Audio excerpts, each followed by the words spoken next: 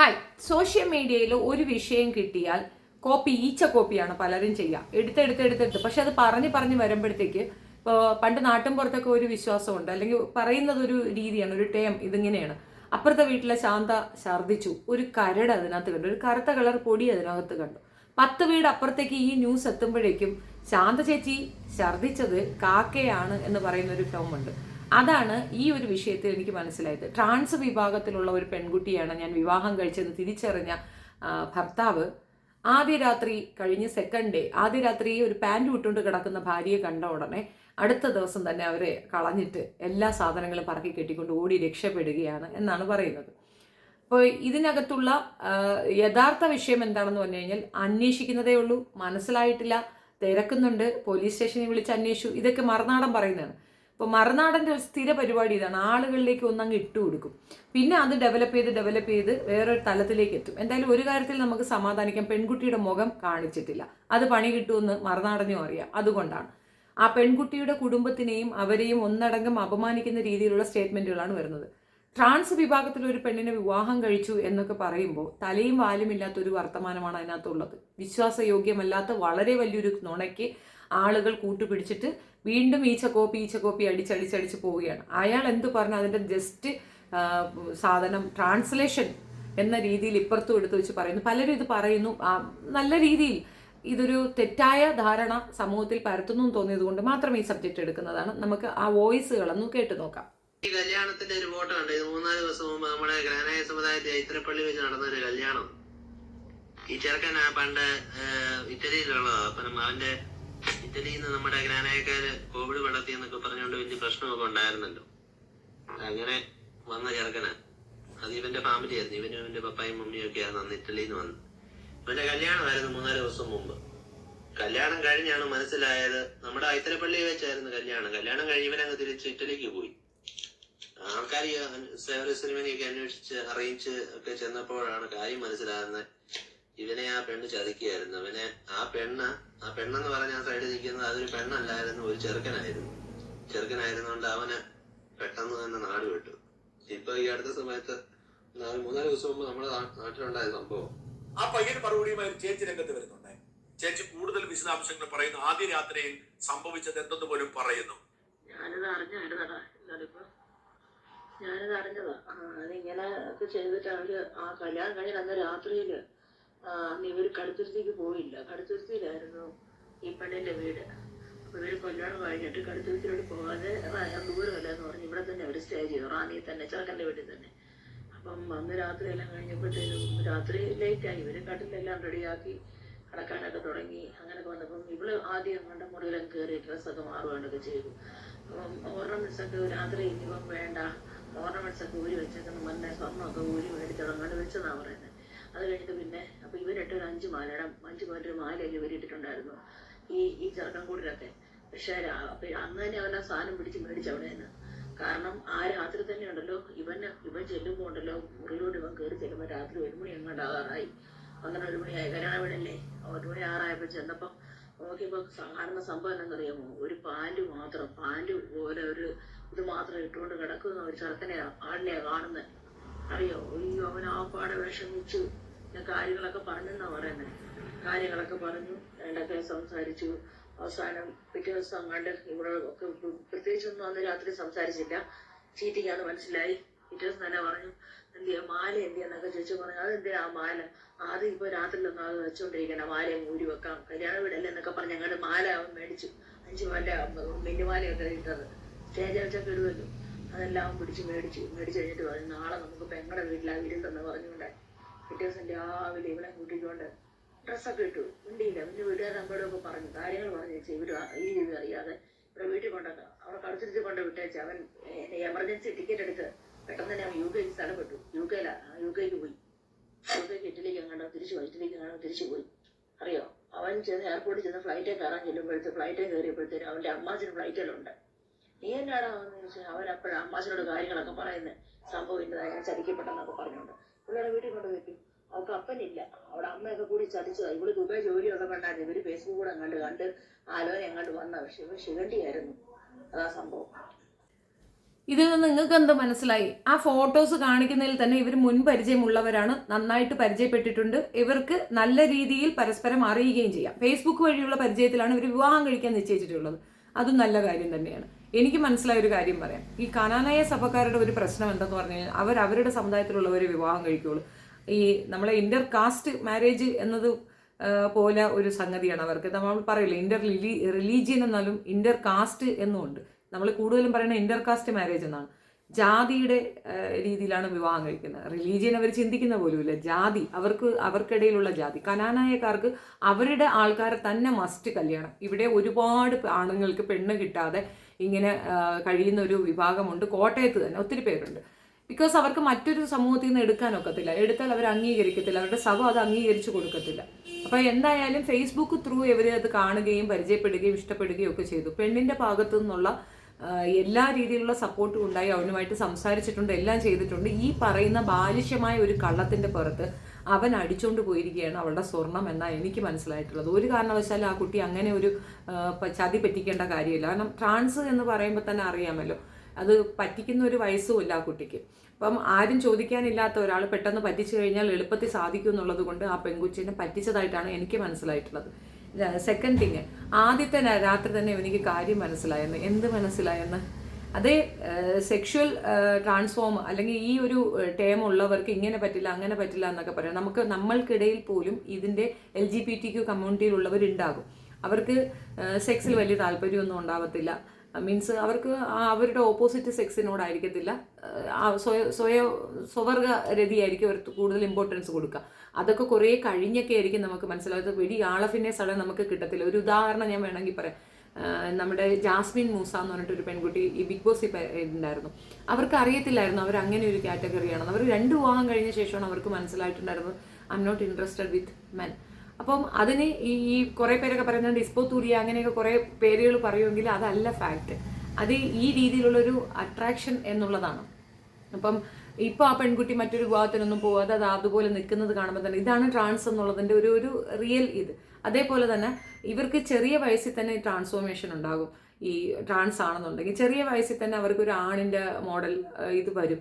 അതാണ് പിന്നെ ഗ്രാജുവലി അങ്ങനെയാവുന്നത്. ഇവിടെ ഒരുപാട് എക്സ്പീരിയൻസ് ആയിട്ട് അല്ലെങ്കിൽ നമ്മുടെ മുന്നിൽ ഒരുപാട് പേര് അങ്ങനെ ഉണ്ട്. ഈ പെൺകുട്ടി ഗൾഫിൽ ജോലി ചെയ്ത പെൺകുട്ടിയാണ്. അപ്പോൾ അവൾക്ക് ആ ഒരു ഡ്രസ് കോഡ് എന്ന് പറയുന്നത് വെച്ചുകൊണ്ട് അവളെ ഒരു ട്രാൻസ് എന്ന് പറയാൻ ഒരിക്കലും സാധിക്കാത്ത ഒരു കാര്യമാണ്.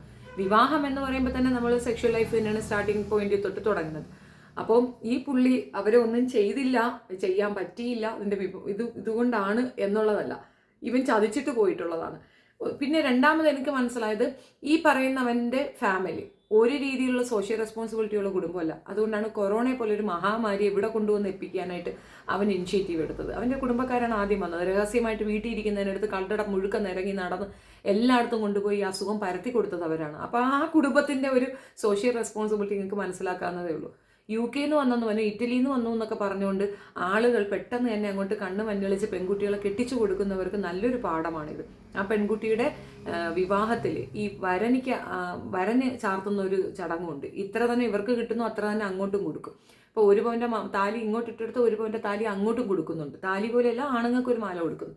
അപ്പോൾ അത് കൊടുത്തില്ലല്ലോ.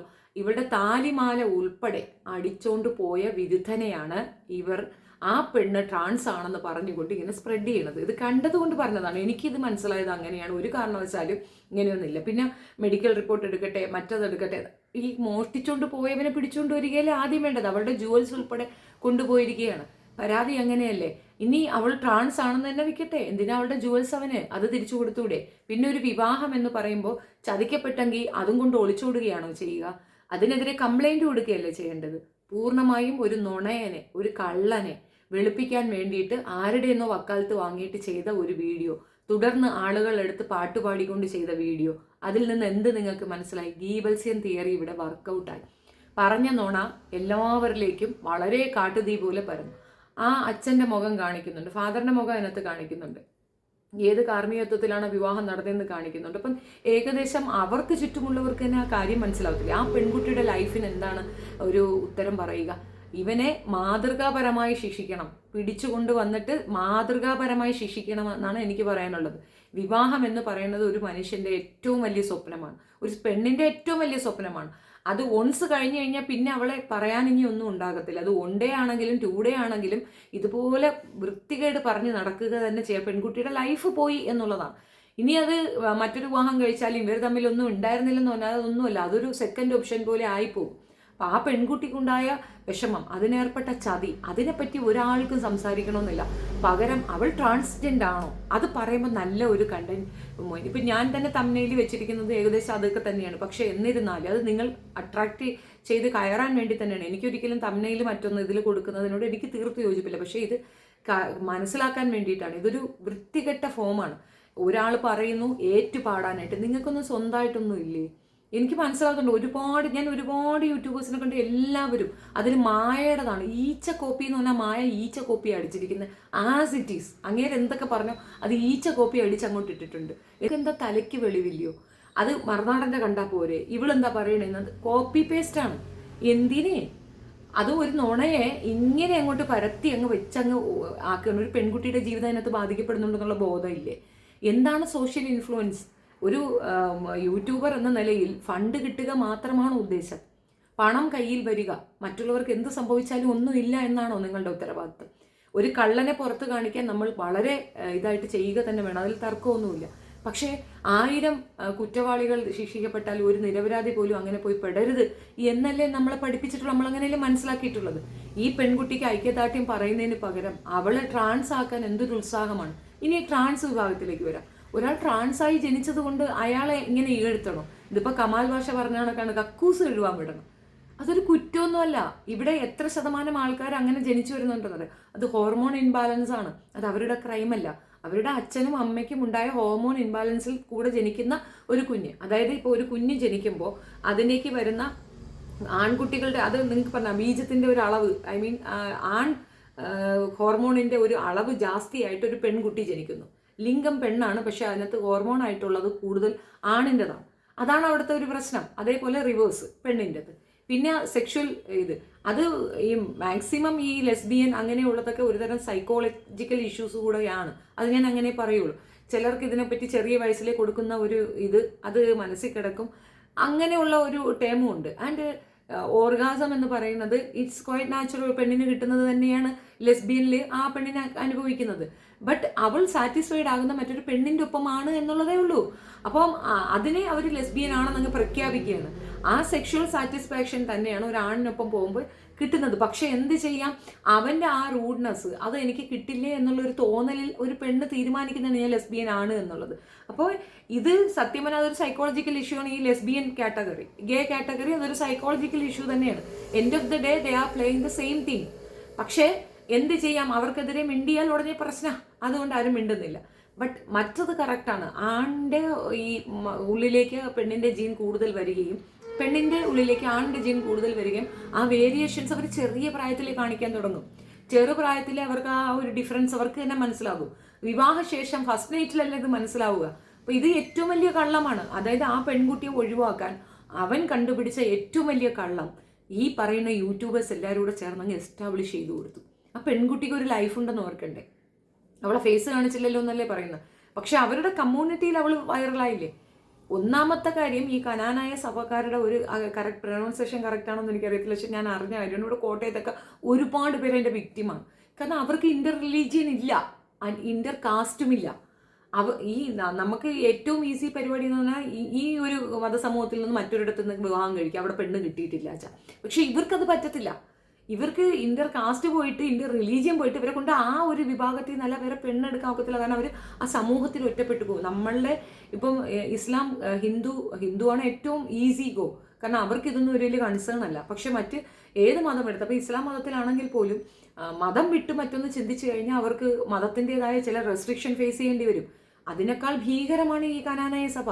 അവർ മൊത്തത്തിൽ അങ്ങോട്ട് തിട്ടൂരം അങ്ങ് പ്രഖ്യാപിച്ച് കളയും. അപ്പോൾ ആ പെൺകുട്ടിക്കൊരു ലൈഫ് അത് ഇല്ലാതാക്കി കഴിഞ്ഞു എന്നുള്ളതാണ് മനസ്സിലാവുന്നത്. ഇങ്ങനെയൊരു ചതിയനെ, ഇങ്ങനെയൊരു ടേം പറഞ്ഞ് അവൻ രക്ഷപ്പെടുമ്പോൾ അതിനെ കൂടുതൽ ഊന്നി ഉറപ്പിക്കുകയാണ് ചെയ്യുന്നത്. ആരും പോയി മറുനാടനെ കാണത്തില്ല. കാരണം മറുനാട് അത് കൃത്യമായി പറഞ്ഞിട്ടുണ്ട്. ഞാൻ അന്വേഷിച്ചു, പോലീസ് സ്റ്റേഷനെ വിളിച്ചു, മറ്റത് അന്വേഷിച്ചു എന്നൊക്കെ അയാൾ കൃത്യമായി പറയുന്നുണ്ട്. അതൊന്നും എടുത്തിട്ടില്ല, അതിനെപ്പറ്റി ഒന്നും പറയുന്നില്ല. പകരം എന്താണ്, ഇത് ഇങ്ങനൊരു പ്രശ്നമുണ്ട്, അവൾക്ക് ഇങ്ങനെ ഒരു പ്രശ്നം. അത് കേൾക്കുമ്പോൾ കുറേ പേർക്ക് ഇൻട്രസ്റ്റിംഗ്, യു ആണോ എന്ന്. ഒരു വിവാഹശേഷം അങ്ങനെ ഒരു ട്രബിള് വൈഫോ ഹസ്ബൻഡോ കാണിച്ചു കഴിഞ്ഞാൽ അത് പബ്ലിക്കായിട്ട് ഒന്ന് പറഞ്ഞ് അവർ കോമ്പൻസേറ്റ് ചെയ്ത് മാറിപ്പോകുന്നത് വൃത്തിയായ ഒരു നടപടി. പകരം അന്നേ രാത്രി തന്നെ അവനിക്കത് മനസ്സിലാകുന്നു, അന്നേ രാത്രി അവൻ ഇട്ടുകൊടുത്ത മാല ഉൾപ്പെടെ അവളുടെ ഫുൾ ജുവൽസും അടിച്ചു മാറ്റിക്കൊണ്ട് അവൻ വിദേശത്തേക്ക് കടക്കുന്നു. പെട്ടെന്ന് ടിക്കറ്റൊക്കെ കിട്ടി, അവൻ പെട്ടെന്ന് കയറിപ്പോയെങ്കിൽ അത് പ്ലാനഡ് ആണെന്ന് ചിന്തിക്കാനുള്ള സാമാന്യ ബോധമില്ല, കോമൺ സെൻസ്. അതും മാത്രമല്ല, നമ്മൾ നിൽക്കുന്ന ഒരു, നമുക്ക് ഇത്ര പെർസെൻറ്റേജ് ഓഫ് സബ്സ്ക്രിപ്ഷൻ വന്നു കഴിഞ്ഞാൽ നമ്മൾ റെസ്പോൺസിബിൾ ആവുകയാണ്. നമുക്ക് എന്തും വായ്ത്താളം അടിക്കാൻ പറ്റുന്നൊരു മീഡിയ അല്ല യൂട്യൂബ് എന്ന് പറയുന്നത്. നമുക്കൊരു പെർസെൻറ്റേജ് ഓഫ് പീപ്പിൾ നമ്മളെ നോക്കിയിരിക്കുന്നുണ്ടെങ്കിൽ നമ്മൾ റെസ്പോൺസിബിൾ ആണ്. അവർക്ക് വേണ്ടത് അവരാഗ്രഹിക്കുന്ന നമ്മൾ കൊടുക്കണം. അതിനപ്പുറം അവരെ പറ്റിച്ചിട്ട് നിങ്ങൾ തിന്നണമെന്ന് വിചാരിക്കുന്നത് തന്തയില്ലായ്മയാണ്, ശുദ്ധ പോക്കൃത്തരവും തന്തയില്ലാഴികയാണ്. അതാണ് എനിക്ക് ഇതിനകത്ത് മനസ്സിലായത്. ഈ ഒരു വിഷയത്തിൽ എൻ്റെ അഭിപ്രായം ഇതാണ്. ഞാൻ ഇന്നലെ ഇത് എടുക്കാതിരുന്നത്, ഞാൻ 2-3 പേരെയും കൂടെ നോക്കി എന്താണ് ഇവരുടെ അഭിപ്രായം, ഇവരെന്താ ഈ പറഞ്ഞു വരുന്നതെന്ന്. എത്ര എടുത്ത് നോക്കുമ്പോഴേ അതിനകത്ത് ഒരു കറുത്ത ഡ്രസ്സ് ഇട്ടുകൊണ്ടിരിക്കുന്നത്. അവർ വിവാഹത്തിന് മുമ്പ് അവർ തമ്മിൽ കറുപ്പ് എന്തായാലും വിവാഹത്തിന് അവർ ഉപയോഗിക്കത്തില്ലല്ലോ. അപ്പോൾ അവർ അതിന് മുമ്പും ഇടപഴകിയിട്ടുണ്ട് എന്നാണ് അത് കാണിക്കുന്നത്. അപ്പം അതാണ് കോമൺ സെൻസ് ഇല്ലായ്മ എന്ന് പറയുന്നത്. ഒരു വിവാഹത്തിനോ വിവാഹേതര പാർട്ടിക്കോ ഉപയോഗിക്കുന്ന ഡ്രസ് കോഡല്ല കറുപ്പ്, അതിട്ടുകൊണ്ട് അവർ നിൽക്കുന്നുണ്ട്. അപ്പോൾ അതിനകത്ത് തന്നെ നമുക്ക് വ്യക്തമാവുന്ന ഒരു കാര്യമാണ് ഇതിങ്ങനെയാണെന്ന്. പിന്നെ ഇനി ട്രാൻസ് വിഭാഗത്തിന് ഒരു കംപ്ലൈൻ്റ് ആയിട്ട് പറയാനും ആ വിഭാഗത്തിലുള്ളൊരു മാരേജ് ചെയ്യുന്നില്ലേ. ഇപ്പം അങ്ങനെ ഒരു ഇതുണ്ടെങ്കിൽ സിയ പവൽ, അവളും അയാളും കല്യാണം കഴിച്ചിട്ടുണ്ട്. അവർ തമ്മിൽ അവർക്ക് ആ ഹോർമോൺ ഇൻബാലൻസിലുള്ള ഒരു ജനറ്റിക് ആയിട്ടുള്ള കുറച്ച് ഇഷ്യൂസ്, എനിക്കിത് കൃത്യമായി പറയാൻ അറിയത്തില്ല കേട്ടോ. നേരത്തെ ഞാൻ പറഞ്ഞതിൽ മിസ്റ്റേക്കുകൾ വരാം. എനിക്ക് മനസ്സിലായ കാര്യമാണ് ഞാൻ പറഞ്ഞത്. ഇത് എനിക്കൊരു ഡോക്ടർ പറഞ്ഞു തന്ന കാര്യമാണ്. ഈ ആണിൻ്റെ ശരീരഘടനയിലേക്ക് പെണ്ണിൻ്റെ ആ ക്രോമസോമോ അത് കൂടുതലായിട്ട് വരുന്ന ഒരു പ്രോബ്ലമാണ് ഇതെന്നാണ് ഞാൻ പറഞ്ഞു കേട്ടിട്ടുള്ളത്. അങ്ങനെയാണെങ്കിൽ അങ്ങനെയുള്ള ഒരു വിവാഹം കഴിക്കട്ടെ. അപ്പോൾ ഈ ലിംഗം മാറ്റിവെക്കൽ ശസ്ത്രക്രിയ അങ്ങനെയുള്ള ഈ കൊനഷ്ടങ്ങ് തീരും.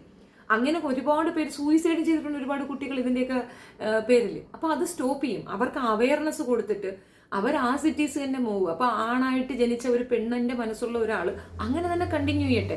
അതേ മാനസികാവസ്ഥയുള്ള അപ്പുറത്തൊരു ഭാഗം ഉണ്ടാവുമല്ലോ, അവർ തമ്മിൽ മീറ്റപ്പ് ചെയ്യട്ടെ. അപ്പോൾ അത് പ്രോബ്ലം സോൾവ് ആണ്. അതിന് പകരം ഇത് വെട്ടി മുറിച്ച് മാറ്റി വേറെ ഫിറ്റ് ചെയ്ത് ഹൊറിബിൾ ആക്കാതിരിക്കുക ലൈഫ് എന്നുള്ളതാണ് പറയുന്നത്. കാരണം ജനറ്റിക്കലി നിങ്ങൾ അങ്ങനെ ആയിപ്പോയി, അതുകൊണ്ട് എന്താ പ്രോബ്ലം. ഇപ്പോൾ സിയ പവലിൻ്റെ ഫാമിലി ലൈഫും അതായിരുന്നു. ആ പെൺകുട്ടിക്ക് മനസ്സ് നിറച്ച് ആണാണ്. അപ്പം അവൾ ബ്രസ്റ്റൊക്കെ റിമൂവ് ചെയ്യുന്ന ശസ്ത്രക്രിയയൊക്കെ നടത്തിയിട്ടുണ്ട്, ബാക്കിയൊന്നും ചെയ്യാതെ അവൾ പ്രസവിച്ചു. അപ്പോൾ അതിനെപ്പറ്റി ഒരുപാട് പേരെടുത്ത് വെച്ച് പറയുന്നുണ്ടായിരുന്നു. അങ്ങനെ ചെയ്യാൻ പറ്റുമെങ്കിൽ ഇത് വൾഗർ ആക്കാതെ അങ്ങനെ ചെയ്യുക എന്നുള്ളതാണ്. എന്തെല്ലാം മിസ്റ്റേക്കുകൾ വരാം. സോ ഇറ്റ്സ് എ മിസ്റ്റേക്ക് ഉണ്ട് എന്നും വിചാരിച്ചുകൊണ്ട് അതിനെ കണ്ടിന്യൂ ചെയ്യുക എന്നുള്ളതാണ്. ഏത് പിന്നെ ക്രോമസോമിൻ്റെ കാര്യമാണ് മിസ്റ്റേക്ക്, അല്ലാതെ അവരുടെ ജനന മിസ്റ്റേക്ക് എന്നല്ല ഞാൻ പറഞ്ഞത്. വിഷയത്തിൽ അവരെ ഇങ്ങനെ ആക്രമിക്കുമ്പോൾ ഇവിടെ ഈ ട്രാൻസ് വിഭാഗത്തിനെതിരെ സംസാരിക്കുന്നവർക്കെതിരെ ക്രൂരമായ പണിഷ്മെന്റ് ഉണ്ട്. പോലീസ് സ്റ്റേഷനുകളിൽ പോലും ഇവരോട് മാന്യമായി പെരുമാറണമെന്ന് സർക്കുലർ ഉണ്ട്. കൃത്യമായി പറഞ്ഞു കൊടുത്തിട്ടുണ്ട് അവരോട് ബിഹേവ് ചെയ്യുന്നത് വളരെ ഡീസൻ്റ് ആയിരിക്കണം. അവർ സെക്സ് വർക്കേഴ്സ് ആവുന്നത് അവർക്ക് മറ്റൊരു ജോബ് ആരും കൊടുക്കാത്തത് കൊണ്ടാണ്. എഡ്യൂക്കേറ്റഡ് ആയ കുറേ പേര് അതിൽ നിന്ന് പുറത്തേക്ക് വന്ന് അവരുടെ പേരൻസ് ഒക്കെ മെനക്കെട്ട് അവരെ പഠിപ്പിച്ചത് കൊണ്ട് തന്നെ അവർ പുറത്തേക്ക് വന്ന് ഞങ്ങൾ ഇങ്ങനെയും പറ്റും ഞങ്ങളെ കൊണ്ടെന്ന് അവർ കാണിച്ചു തന്നപ്പോഴത്തേക്കാണ് ആ വിഭാഗം സെക്സ് ജോലിക്ക് മാത്രമല്ല അവർക്കും ഒരു ഇതുണ്ടെന്ന് പൊതുസമൂഹത്തിന് മനസ്സിലായിട്ടുള്ളത്. ആ കെയർ ടേക്കിംഗ് ഇപ്പോൾ എല്ലാവരും ചെയ്യുന്നുണ്ട്. എന്നിട്ടും വീണ്ടും ഇരുന്നുകൊണ്ട് അതിനെപ്പറ്റി ശുദ്ധ അസംബന്ധം പറയുകയും സ്പ്രെഡ് ചെയ്യുകയും ചെയ്യുന്ന ഇത്തരക്കാർ സമൂഹത്തിന് മാതൃകയാണോ സമൂഹത്തിന് ദോഷമാണോ എന്ന് ചിന്തിച്ചാൽ മനസ്സിലാകും. നിങ്ങൾക്ക് എൻ്റെ വീഡിയോ ഇഷ്ടപ്പെടുകയാണെങ്കിൽ ലൈക്ക് ചെയ്യുക, ഷെയർ ചെയ്യുക and subscribe my channel. Thank you so much.